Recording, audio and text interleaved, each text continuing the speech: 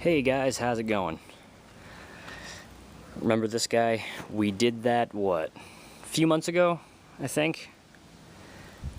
March, I want to say. Bust me on that, guys. I don't quite remember the date. I can probably look it up on my video manager and find out when I uploaded those videos and figure out when I did it. But anyways, let's continue the plastic filler talk, the bondo talk, if you will.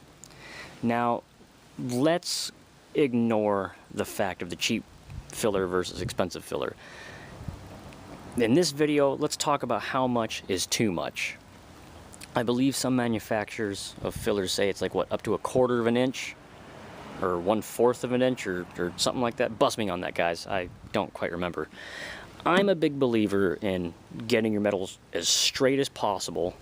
You know, hammer it dolly, you know, stud gun, and, you know, slide hammer it out, whatever you got to do, and then just skimming filler to kind of enhance the surface, and then maybe use your poly filler if you've epoxied this, or if you've metal treated it prior, or there's a couple of different ways to go about it. But let's for the sake of this video, let's just say skim your panel with your filler, block sand it all down, and then glaze putty any of the little pinholes or whatever else, and then primer it twice with 2K urethane primer. You know, primer it 3 coats, block it down, 3 coats again, block that down, and then ready for paint.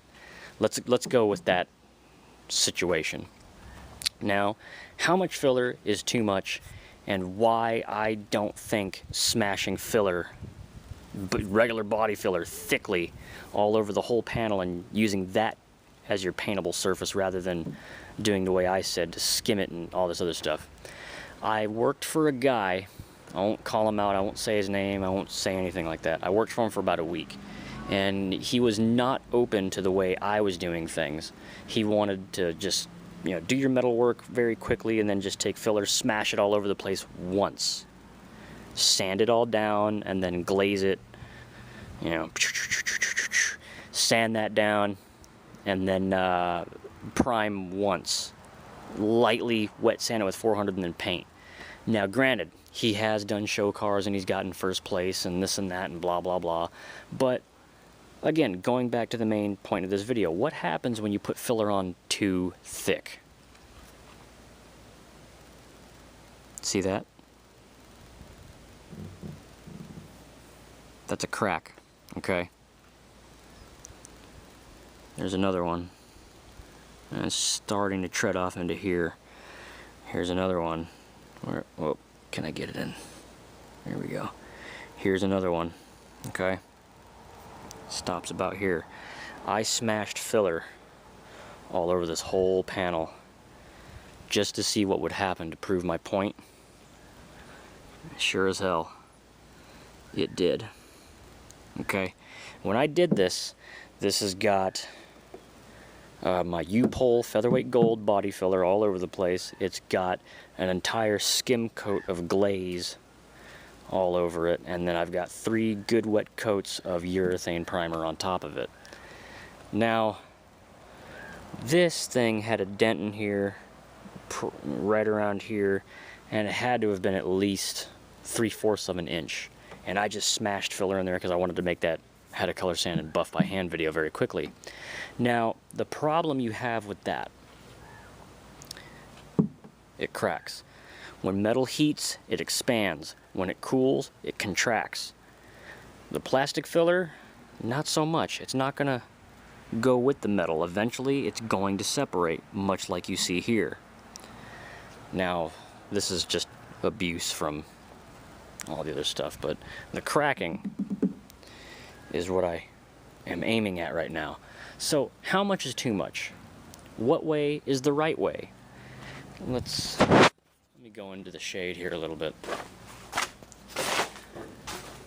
I learned to do a lot of stuff from Pete. Okay? My friend Pete, your friend Pete, everybody's friend Pete. DIY Auto School, SWRNC. I'll put the link to his channels down below if you want to check him out. He's rough around the edges, but he knows his shit, and he's a very straight up guy.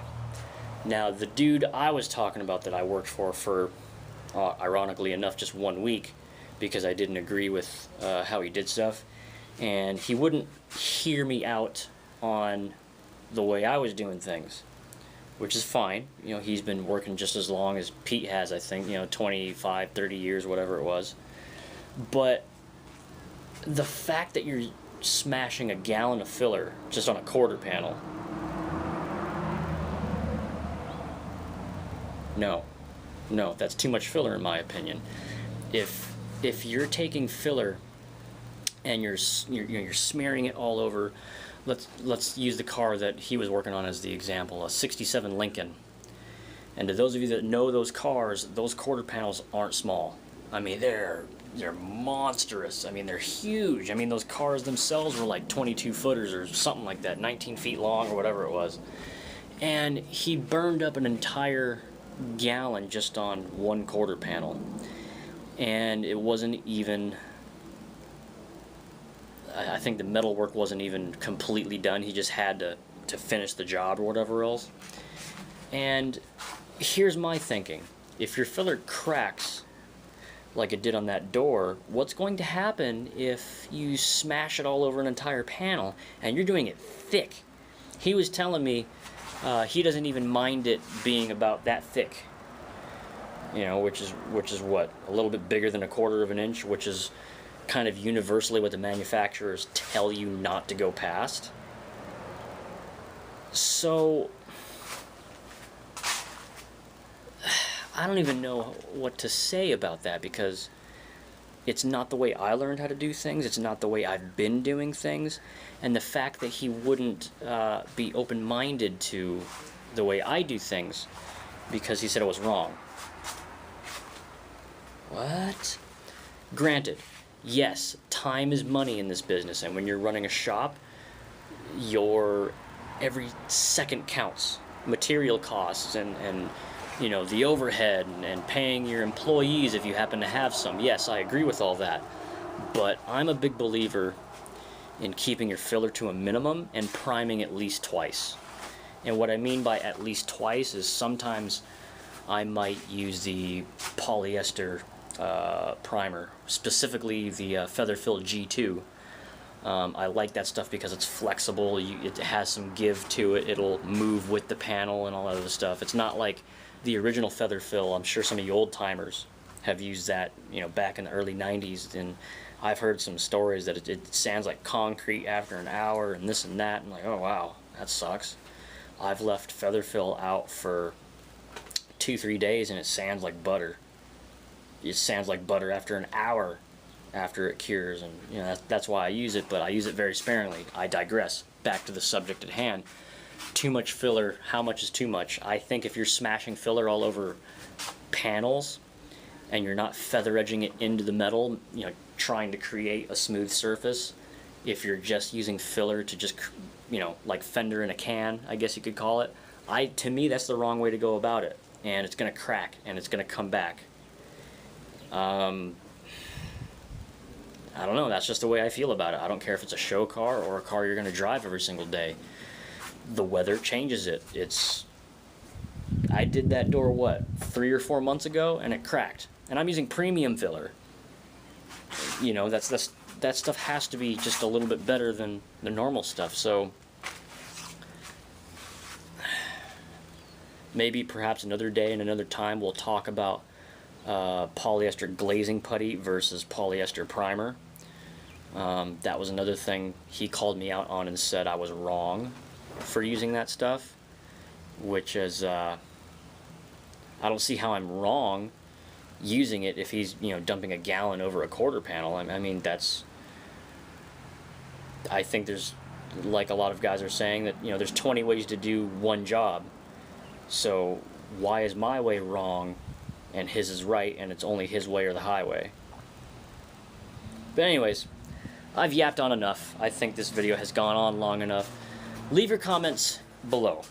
Do you have any vehicles you've let someone else repair and they just basically made it a bondo slide and just smashed it all over the place? Did it crack? Has it not cracked? Are you a believer in putting filler all over the place, or are you more of the mindset of the way I learned it from Pete and my mindset, just using it to feather in the metal, priming it at least twice.